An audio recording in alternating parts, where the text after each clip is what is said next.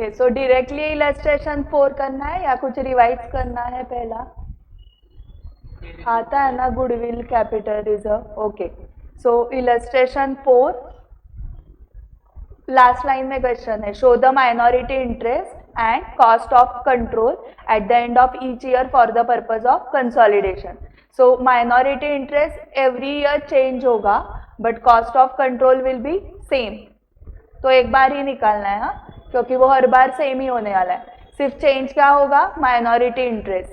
So A limited acquired 70% equity shares of B Limited on 1st April 2001 at cost of rupees 10 lakh when B Limited had an equity share capital of 10 lakh and reserves and surplus of 80,000.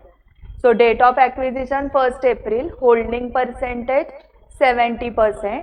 In the 4 consecutive years, B Limited fared badly and suffered losses of 2 lakh 50, 4 lakh, 5 lakh, 1 lakh 20 respectively. Thereafter in 2005-06, B Limited experience turned around and registered an annual profit of 50,000. In the next 2 years, 6, 7 and 7, 8, B Limited recorded annual profits of 1 lakh and 1,50,000 respectively. So यहाँ पर जो theory explain की है वो लिखनी नहीं है आपको, बट ये मैं पढ़ रही हूँ, आप मुझे एक्सप्लेन करो. इंग्लिश सगळ्यांना येते.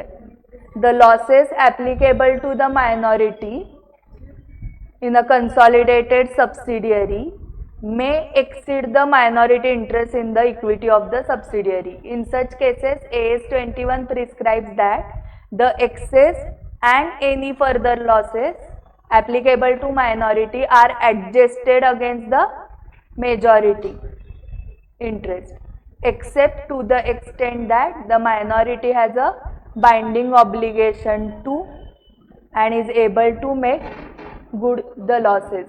If the subsidiary subsequently reports profits, all such profits are allocated to the majority interest until the minority share of losses previously absorbed by the majority has been recovered. Where the minority interest has a binding obligation, say by way of a shareholders agreement. Binding obligation कब आएगा minority interest को? Because of agreement. Where the minority interest has a binding obligation, then the share of losses will be attributed to the minority interest even if it exceeds the minority interest in the equity, that is debit balance in minority interest. Since information on the existence of a binding obligation is not given in the question, we solve as if such obligation does not exist and hence the minority interest will be computed as follows. So पहले cost of control निकालो. आपने कितना payment किया था? 10 लाख.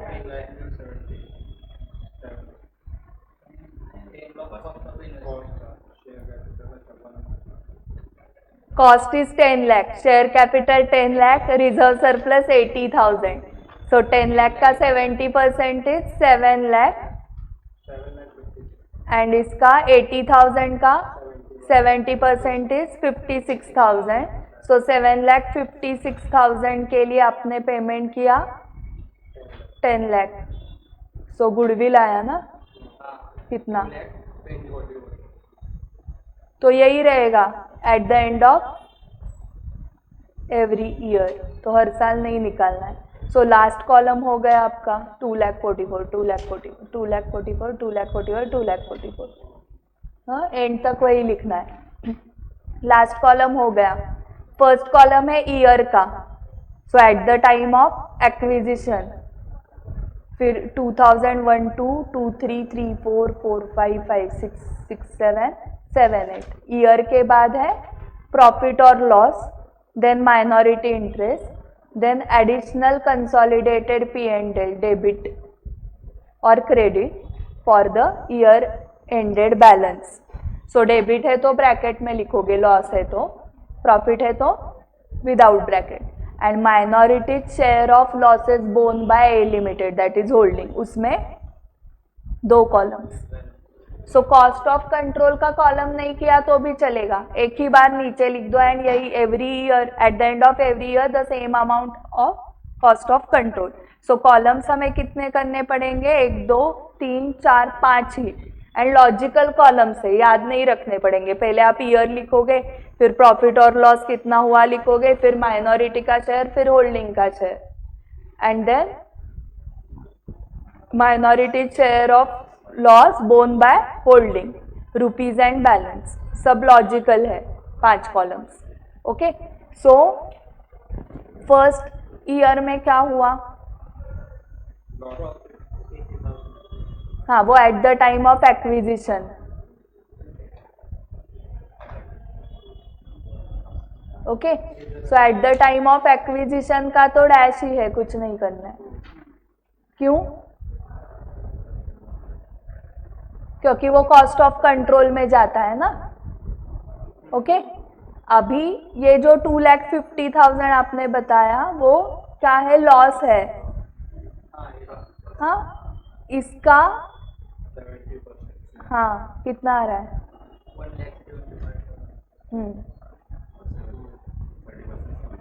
हाँ 30%, 75,000, ठीक है। और ये 3,24,000 eight the time of acquisition minority interest की अमाउंट है। कैसे आई, 1 लाख का, सॉरी 10 लाख का 30% इज 3 लाख, 80,000 का 30% 24,000। So at the time of acquisition minority interest था 3,24,000, फिर उसमें फर्स्ट ईयर के एंड में लॉस हुआ था 75,000 का, सो ओपनिंग बैलेंस हो गया 2,49,000। सेकेंड ईयर में 4 लाख का लॉस हुआ है क्या, 2,50,000, 4 लाख का 30%, 1,20,000 माइनस करना पड़ेगा, एंड 4 लाख का 70%, 2,80,000, ये होल्डिंग का लॉस है। सो अभी माइनॉरिटी का बैलेंस हो गया 1,29,000। थर्ड ईयर में लॉस 5 लाख का है क्या, का 30%,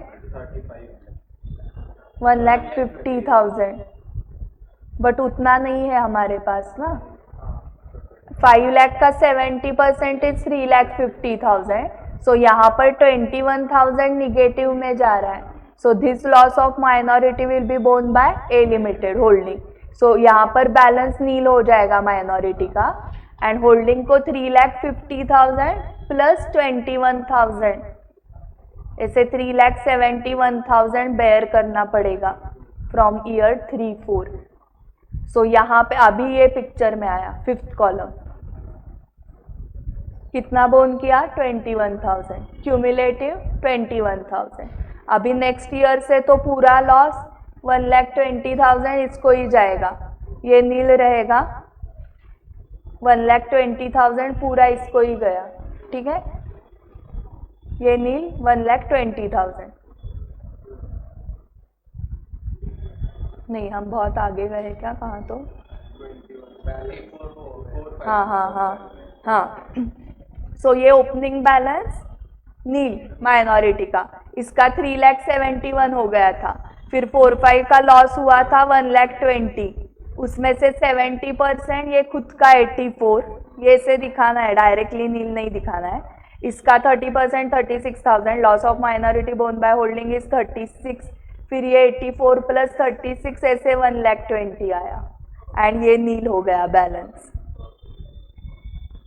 सो पहले 21,000 लॉस बेयर किया था, सो बैलेंस 21 था, अभी इस ईयर में 36 बेयर किया, सो 21 प्लस 36 57 बैलेंस हो गया।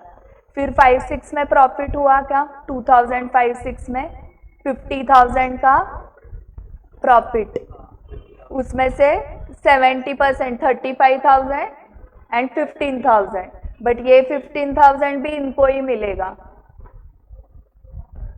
Profit share of minority adjusted against losses of minority absorb by holding company.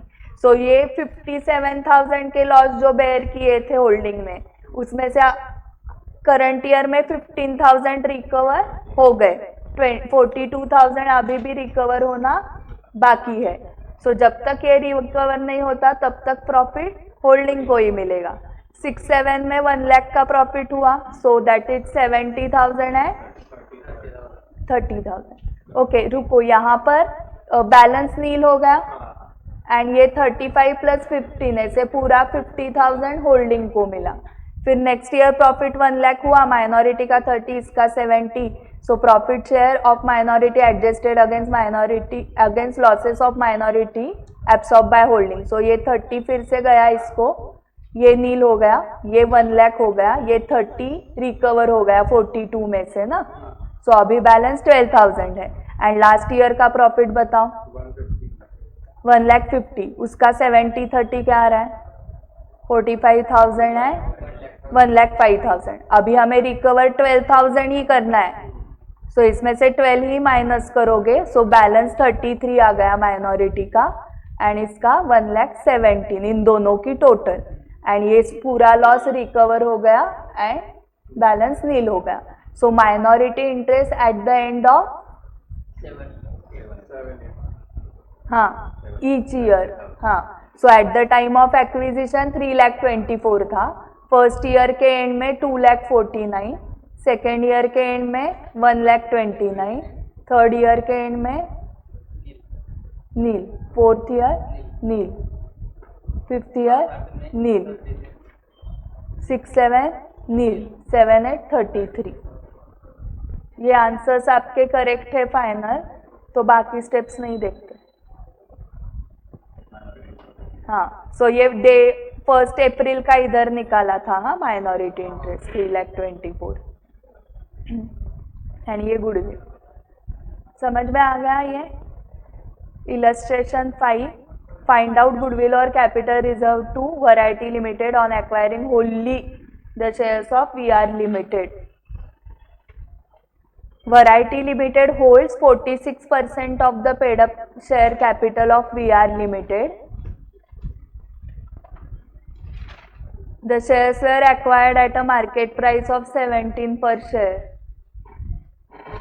The balance of shares of VR Limited are held by foreign collaborating company. A memorandum of understanding, मतलब MOU, has been entered into with the foreign company providing the following. The shares held by the foreign company will be sold to Variety Limited, क्योंकि Variety Limited अभी 46% he held कर रहा है। Variety को holding बनने के लिए कितना लगेगा मिनिमम 50 के ऊपर, करेक्ट। सो वो बाकी के शेयर्स किसके पास है, the balance of shares of VR Limited are held by foreign collaborating, so उनसे लेना पड़ेगा ना। So the shares held by a foreign company will be sold to Variety Limited. The price per share will be calculated by capitalizing the yield at 15%.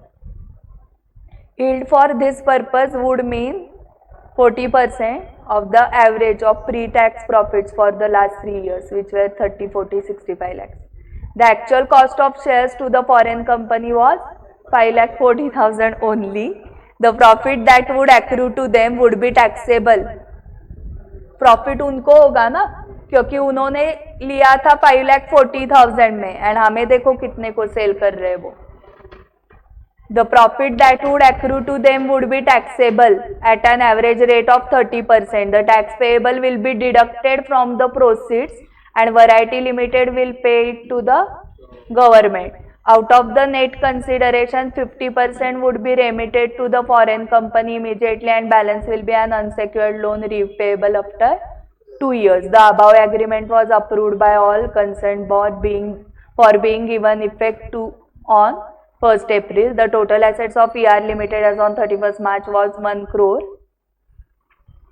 It was decided to write down property, plant and equipment by 1,75,000. Current liabilities of VR Limited as on the same date were 20 lakh. The paid up share capital of VR Limited was rupees 20 lakh divided into 2 lakh equity shares of 10 lakhs.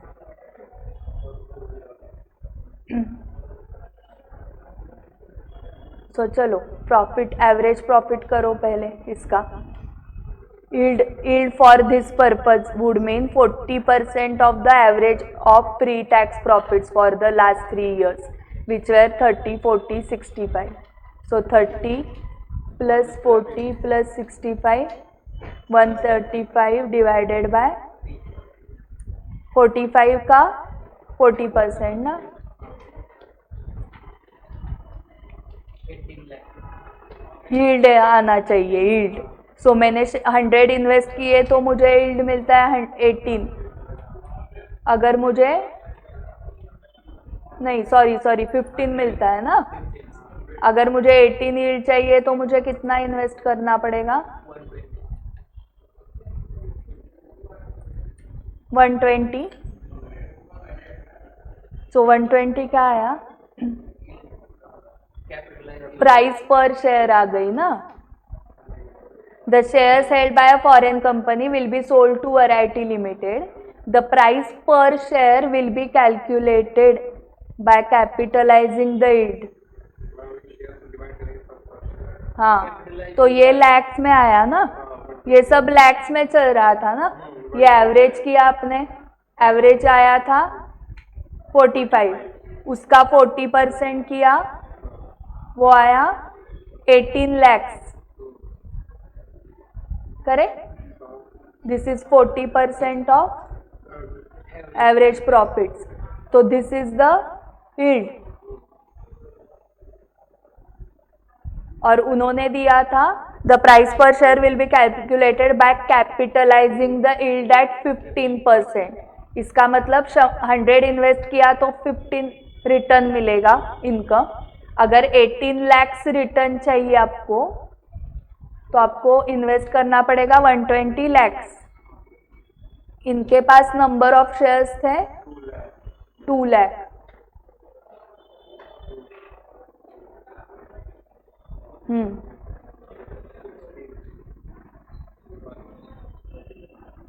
हाँ, 120 पे 5 zero upon 2 lakh के 5 zeros ना।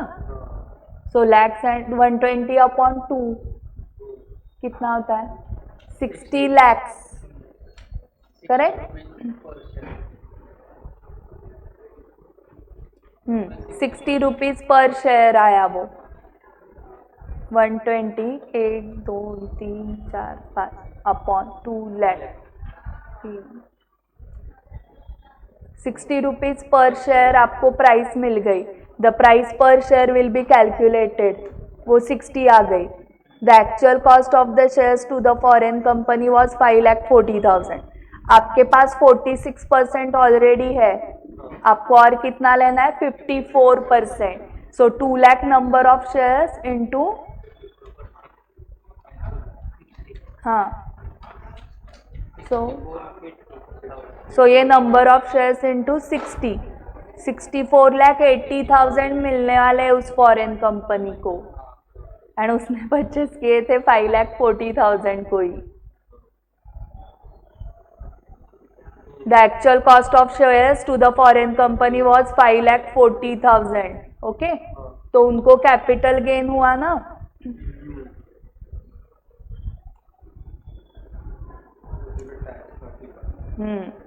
The profit that would accrue to them, कितना profit accrue हुआ?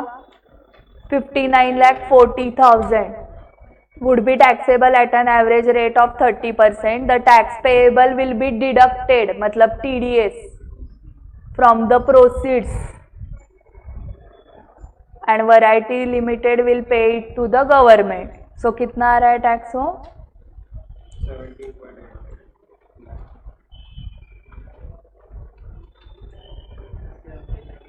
हाँ, सो ये deduct करना है, डिडक्टेड फ्रॉम द प्रोसीड्स।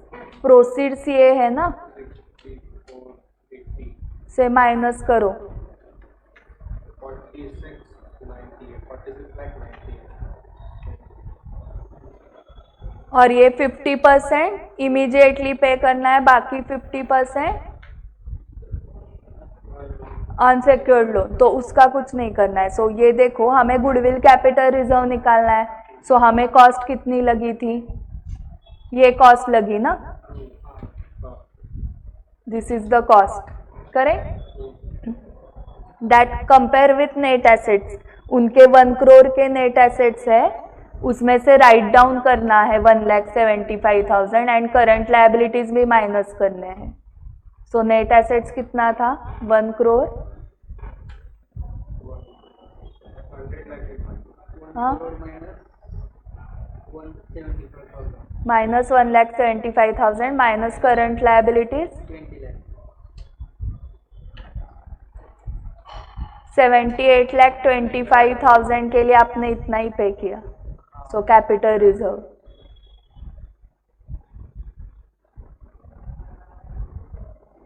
78,25,000. ये पूरे नेट एसेट्स हुए ना. सॉरी, इसका 54% करना पड़ेगा. सॉरी, ये नेट एसेट्स हुए पूरे फर्म के. हमें उसको 56% के साथ 54% के साथ कंपेयर करना है ना. तो नेट एसेट्स 54% कितने हुए 42,25,500. इसके लिए आपने पेमेंट किया वो 64,80,000 का. वो तो टोटल नेट एसेट्स हुए ना. उस टोटल नेट एसेट्स के 46% आपके पास ही थे.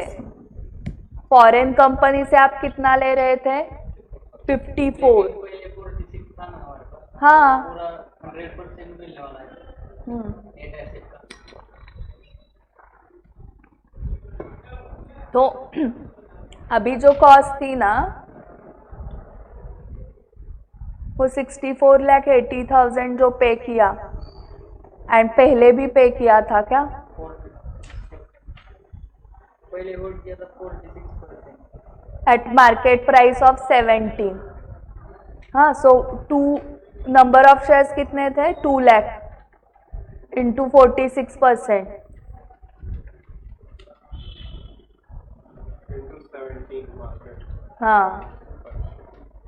15,64,000. उन्होंने टोटल से किया है. अरे 2 लाख शेयर 17 में किए थे. हाँ. उसमें से 46% पहले का था. ये कैसे आया है. हाँ, ये मल्टीप्लिकेशन से आया है तो मुझे इधर करना पड़ेगा. 2 लाख थे ना इंटू 46% एग्जिस्टिंग इंटू 17 रुपीज पे लिया था ना हमने पहले. तो दिस प्लस दिस ये टोटल कॉस्ट. हाँ, ये आपने कंपेयर किया with the net assets. 78,25,000. So there is goodwill 2,19,000. Okay. And ये सिर्फ किया तो 64,80,000 54% हुआ. उसके लिए आपने कितना पेमेंट किया था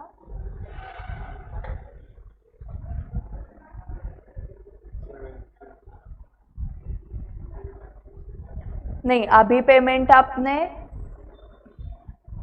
60 रुपीज पर शेयर ना. 64,80,000 ही पेमेंट किया है एग्जैक्ट. इतना पेमेंट किया ना 54% स्टेक के लिए. एग्जैक्ट इतना ही पेमेंट किया है आपने क्योंकि नेट एसेट्स का 54% भी ये हो रहा है. ओके. तो इसका अगर हम डिफरेंस निकालेंगे तो वो अलग आ रहा है क्या.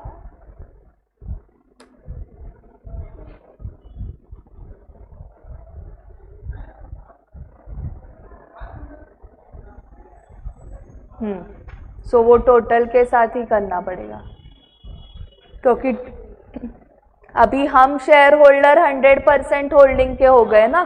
तो पहले कॉस्ट ये लगी थी 15,64,000 ये 46% के लिए और 54% के लिए 64,80,000. ऐसे total cost 80,44,000 and compare it with the net assets 78,25,000. सो 2,19,000 का गुडविल है. ठीक है.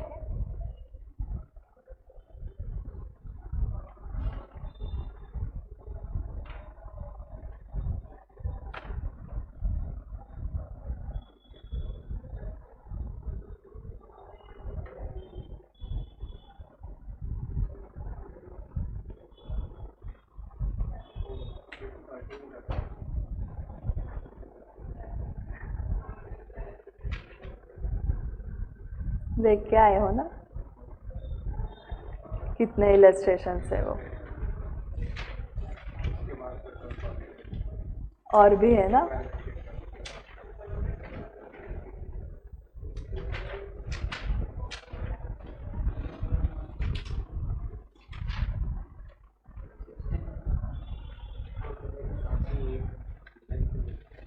कंटिन्यूएशन में कितने ऐसे,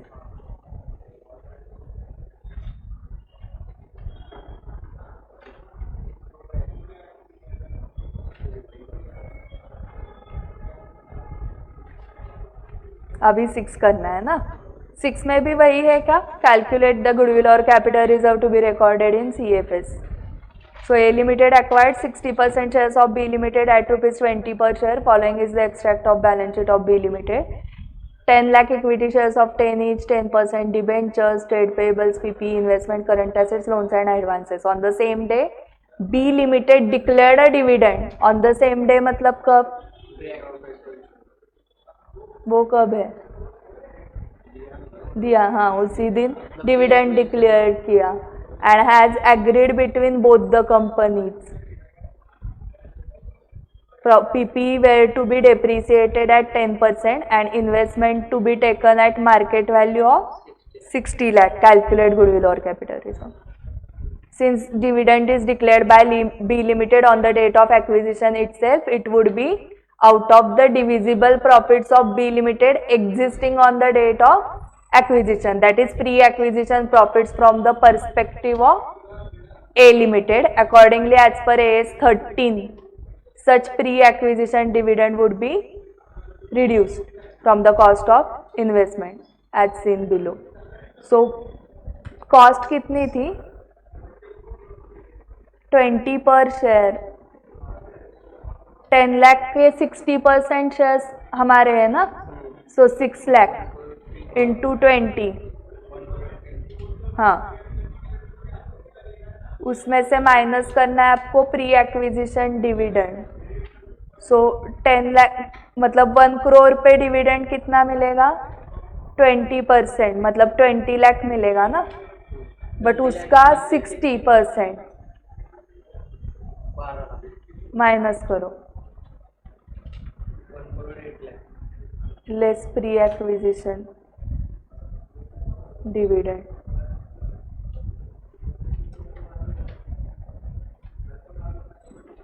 फिर क्या करना है, compare it with net assets ना. सो उनके नेट एसेट्स में कुछ रिवैल्यूएशन बताया है क्या, पीपी 10% से and investments eight market value. So start करते हैं with PP 70 lakh minus 7 lakh मतलब 63 लाख. नेक्स्ट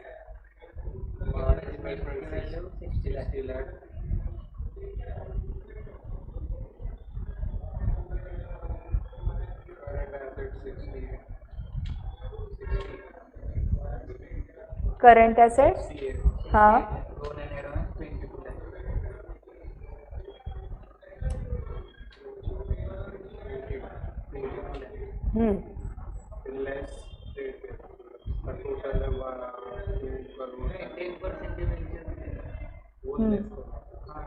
अभी तो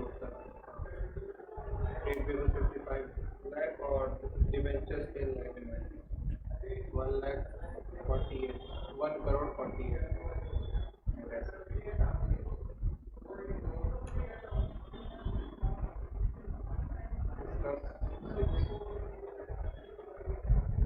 कैपिटल रिजर्व ना, कम पेमेंट किया ना हमने,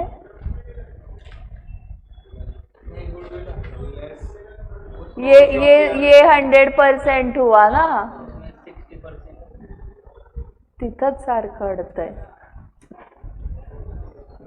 आया क्या गुडविल, सगळे ॲसेट्स आपलेच, हमारे 60% ही है ना. सो 19,20,000 विल बी गुडविल. सो आपको ये प्रेजेंटेशन ऐसे ही करना है, हाँ जैसे उन्होंने किया है.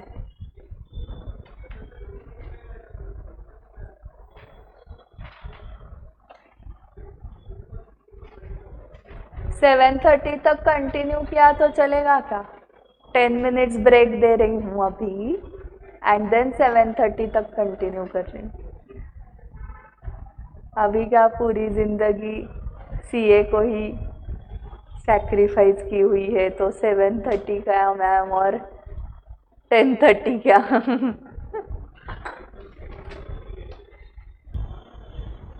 इलस्ट्रेशन 7 ना,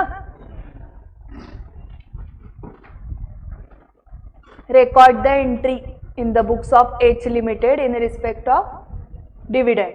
Assume the profit is accruing evenly and calendar year as financial year. So Jan to 31st calendar year and accruing evenly मतलब हर मंथ सेम सेल होता है या सेम प्रॉफिट होता है. सो प्रैक्टिकली ऐसे पॉसिबल है क्या बताओ? एवरी मंथ मुझे 1 लाख का प्रॉफिट हुआ, बट यहाँ पर वो इम्प्रैक्टिकेबल एजम्पशन आपको करना है. H Limited acquired 3,000 shares in S Limited at a cost of rupees 4,80,000 on 31st July. So कितने मंथ्स हुए जुलाई मतलब 7. ठरलं 7 months pre and 5 months post. The capital of S Limited consisted of 5,000 shares of rupees 100 each fully paid. The profit and loss account of the company for 2001 showed an opening balance of rupees 1,25,000 and profit for the year was 3 lakh. And at the end of the year it declared a dividend of 40%. Okay, so यहाँ पर जो opening balance है 1,25,000 वो तो pre acquisition वाला ही है. जो during the year का है 3 लाख, उसको 7:5 में डिवाइड करो, क्योंकि 175 125 175 प्री वाला हुआ, पोस्ट 125 हुआ, 3 लाख. ओके, सो प्री में से हमारा शेयर कितना है? 3,000 अपॉन 5,000 टोटल है. सो 3/5 मतलब 60%.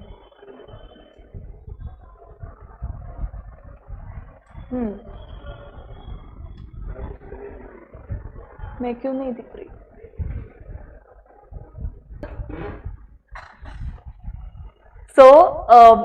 कितना है वो 60% ना. सो 3 लाख का 60% 1,80,000 हमारा शेयर एंड पोस्ट में से भी 60% 1,25,000 इंटू 60% 75,000. अभी total dividend declared 5,000 shares into 100 is 5 lakh into dividend का रेट 40. अरे बाप रे 40%. ओके, 2 लाख डिविडेंड दे दिया. ओके, सो 2 लाख में से हमारा share 60% 1,20,000. So there can be 2 situations as regards the treatment of dividend of 1,20,000. So इसको कैपिटल प्रॉफिट बोलते हैं, इसको रेवेन्यू प्रॉफिट बोलते हैं, पता है, प्री पोस्ट वाला. So profit for 2001 has been utilized to pay the dividend. ये फर्स्ट सिचुएशन हुई. ड्यूरिंग द ईयर का प्रॉफिट यूज किया है. So during the share of H Limited in the profit for the first 7 months of H Limited. So 1,75,000 क्या है बताओ? 1 lakh profit pre acquisition, ये वाला ना.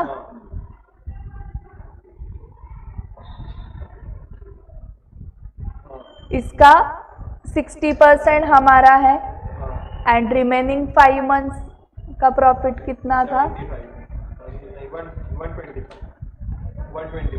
रिमेनिंग 5 125 का 60% 70.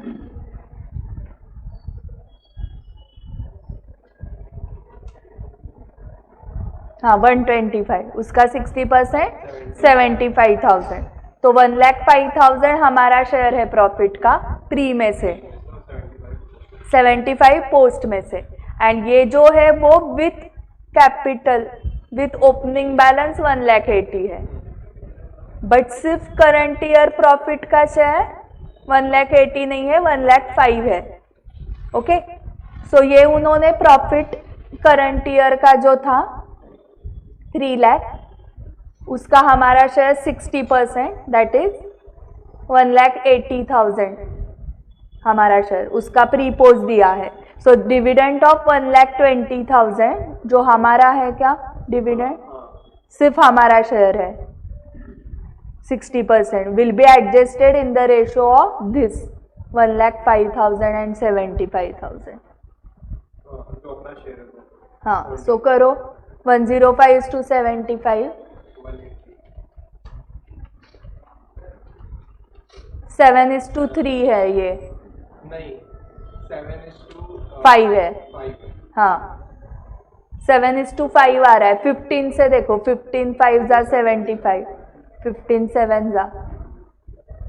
So 1,20,000 divided by 12 into 7, 70,000 and 50,000. तो 70,000 out of profits up to 31st July and 50,000 out of profits after that date. So 70,000 cost investment से करना है क्रेडिट, प्री एक्विजिशन वाला, एंड 50,000 P&L को क्रेडिट होगा, bank to investment to P&L. ये समझा? Second situation ऐसे हो सकती है कि later profits have been utilised first and then pre acquisition profit.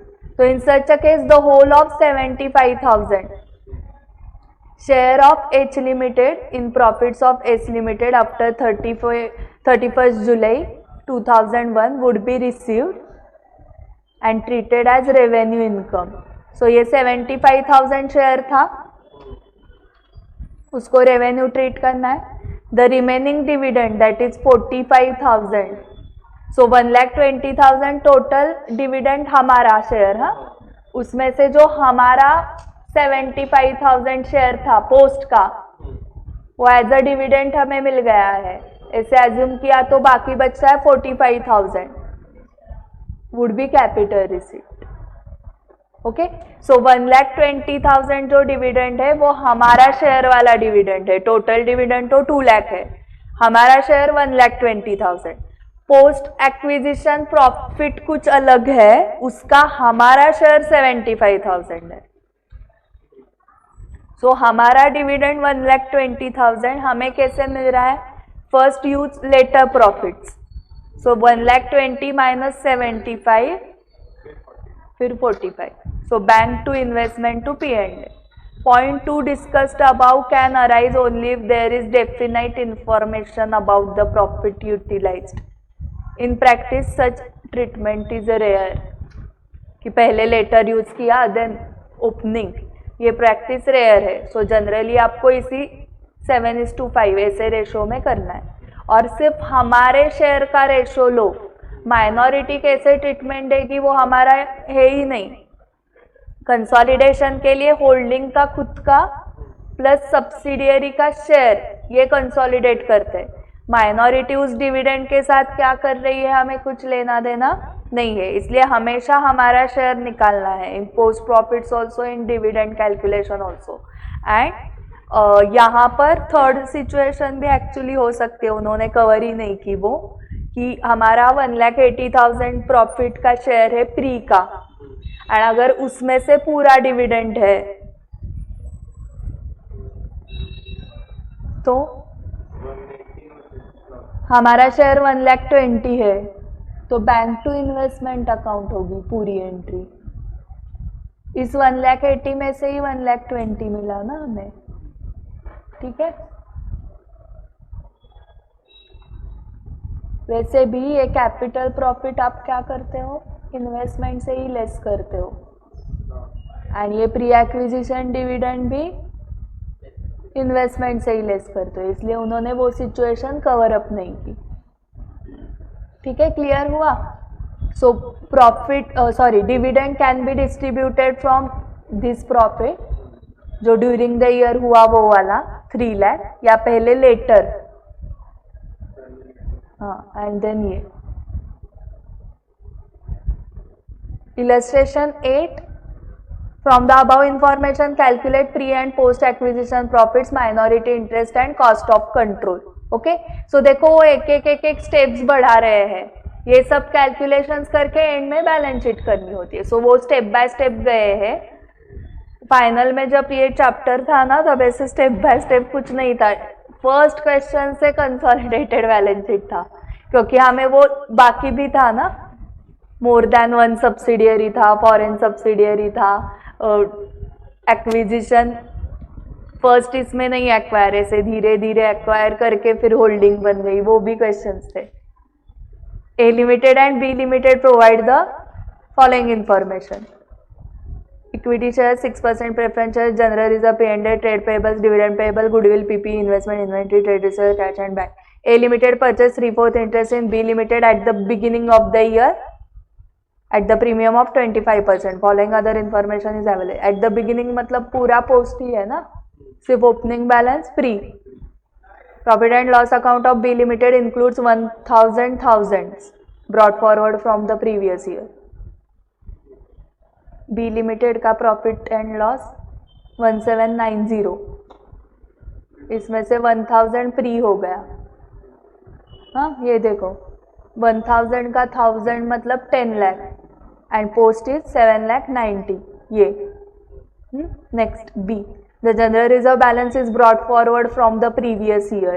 So ये पूरा 8 लाख previous year का है, अभी कुछ हुआ ही नहीं. The directors of both the companies have declared a dividend of 10% on equity share capital for the previous and current year. So जो current year का है वो तो declare किया है, but जो previous year का है B limited का capital कितना हुआ 50 लाख पे 10% is 5 लाख, वो बाद में उन्होंने लेस किया है. ओके डिविडेंड की ट्रीटमेंट ही कुछ नहीं दी है क्या. सो वो 18 लाख 7,90,000 आ गया, माइनॉरिटी इंटरेस्ट आ गया 25 पर 1/4, तो हमारा 3/4 हो गया. प्री पोस्ट डिविडेंड का क्या किया, सिर्फ डिक्लेयर्ड है इसलिए इग्नोर्ड है.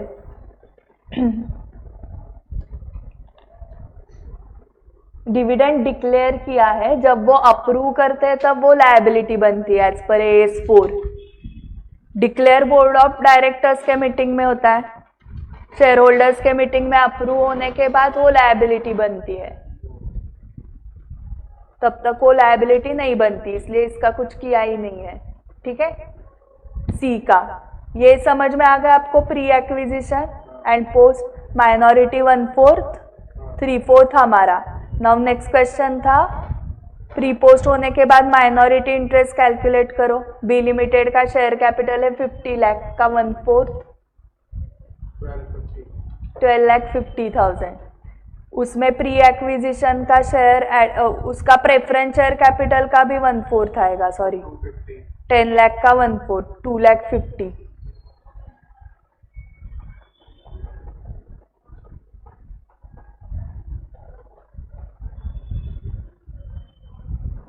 10 लाख पूरा माइनॉरिटी इंटरेस्ट है, हाईलाइट करो उसको. हमारा शेयर ही नहीं है प्रेफरेंसेस में, हमारा 3/4 शेयर सिर्फ इक्विटी में था.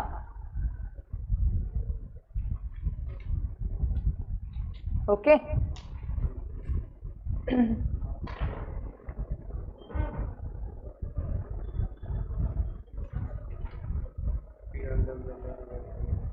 P&L एंड जनरल रिजर्व जो दिख रहे हैं ना यहाँ पर क्लोजिंग, इसका ही डायरेक्टली 1/4 कर सकते हो, क्योंकि माइनॉरिटी के लिए प्री पोस्ट नहीं लगता है. 8 लाख का 1/4 इज 2 लाख एंड 17,90,000 का 1/4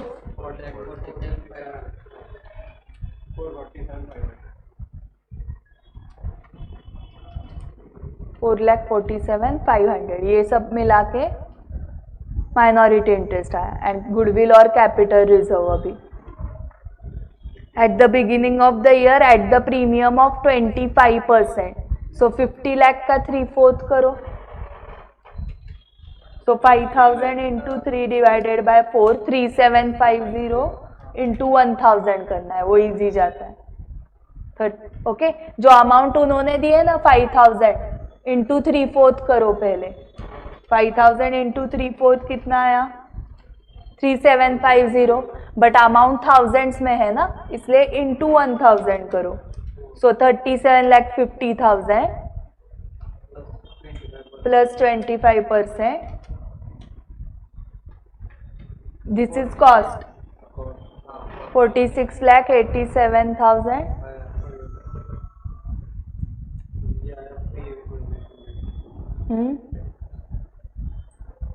And net assets.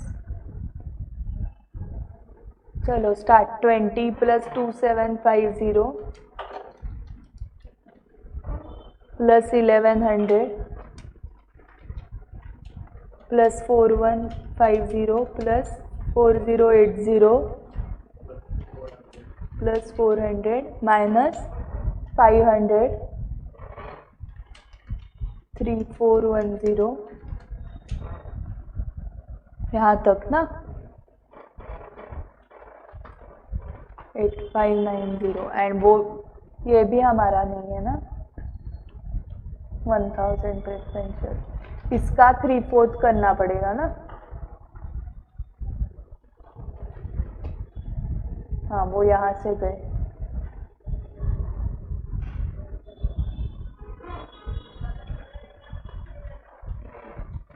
Paid up capital उन्होंने 37,50,000 लिया है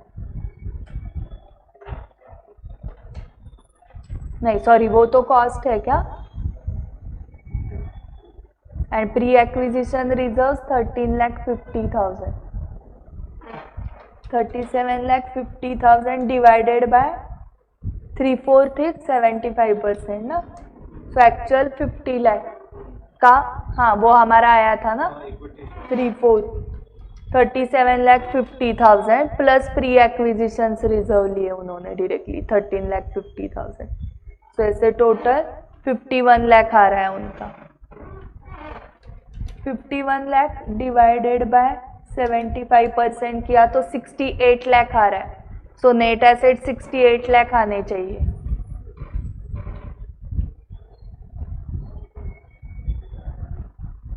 हाँ सॉरी मुझे समझ में आ गया क्या प्रॉब्लम हुआ हमारा ये जो हम माइनस कर रहे हैं ना ये सारे जो बैलेंसेस दिए हैं उन्होंने ये क्लोजिंग बैलेंसेस है हम आपकी कॉस्ट करेक्ट आ गई कॉस्ट कितनी आई थी 46,87,500 इससे प्री एक्विजिशन डिविडेंड माइनस करना था वो कैसे आया 3 लाख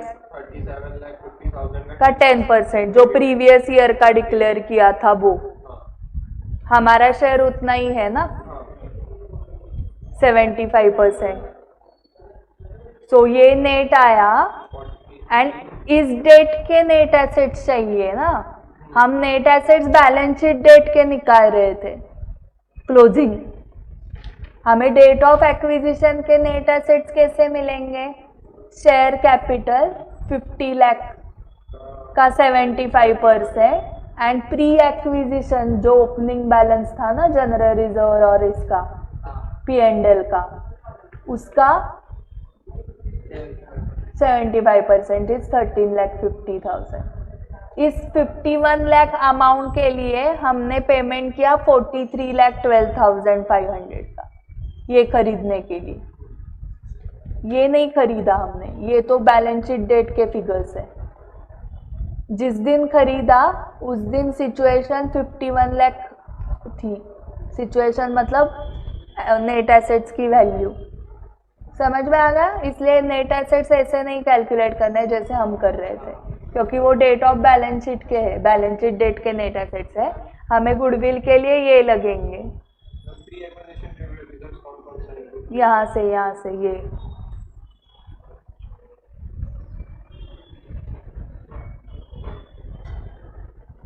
आज ग्रीन डे है क्या सो कैपिटल रिजर्व आया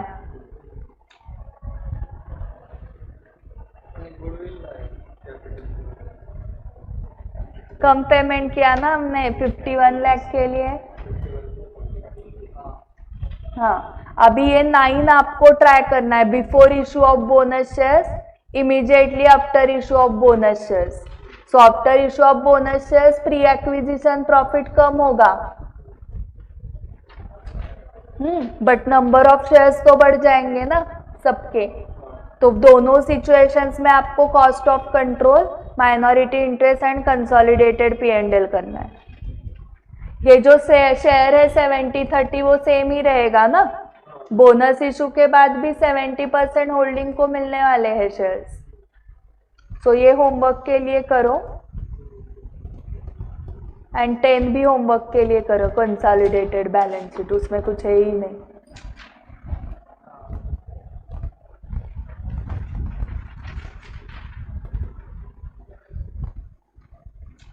नाइन 10 11 भी टाइम पास है। अनुष्का विराट ये कहाँ पर थे? इलस्ट्रेशन 12 कहाँ पर थे? हाँ, ये क्वेश्चन कहाँ पर था? अनुष्का विराट MTP, अभी का MTP जो आया है, सिर्फ मुझे PDF सेंड करके रखो। वो पढ़ा था कि कौन कौन से क्वेश्चन थे, लास्ट लाइन में पढ़ा था। ओके ओके, तो इसमें भी कुछ नहीं है। तो ये आया था MTP में, देखो कितने मार्क्स के लिए आया था।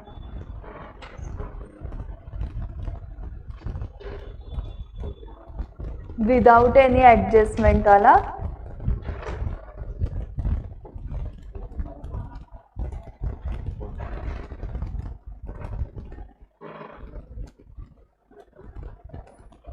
और मुझे तो क्या लगा, मैंने मेरे हस्बैंड को बताया, अरे ये आधा अधूरा ही क्वेश्चन प्रिंट हुआ है MTP में, इसमें कुछ एडजस्टमेंट्स ही नहीं है।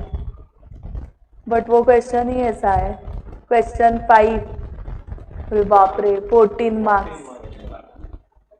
सो मैंने सच में मेरे हस्बैंड को बताया कि इसमें एडजस्टमेंट्स ही नहीं है, ये आधा अधूरा है। एंड देन मैंने ढूंढा, अरे सच में क्वेश्चन ही इतना है। सो हमारे टाइम पे ऐसे नहीं आते थे कि एक भी एडजस्टमेंट नहीं। हाँ अच्छा है आपके लिए। सो ये आपकी कॉस्ट ऑफ इन्वेस्टमेंट यहाँ से देखना है। हाँ, सो विराट होल्डिंग कंपनी है, अनुष्का सब्सिडियरी कंपनी है। So this is cost of investment, ठीक है। सो विराट अनुष्का नाम में ही लोग भूल जाते हैं कि अरे हमें क्वेश्चन सॉल्व करना है। सो आपको क्वेश्चन सॉल्व करना है, नाम में मत घूम जाओ। सो 12 तक आप अगर कर पाए तो हम कल नेक्स्ट कर पाएंगे 13 से। 13 से एक्चुअल आपका कंसोलिडेटेड स्टार्ट होता है, ठीक है। ट्राई करोगे 12 तक, तो कल भी शाम को ही लेते हैं। यहाँ पे पेपर रहेगा 4:35 तक फाइनल का, फिर उसके बाद आप आके बैठो और स्टार्ट करो सॉल्विंग में आने तक। चलो बाय बाय। मी ऍक्च्युली कर्वे रोडला लेक्चर घेऊन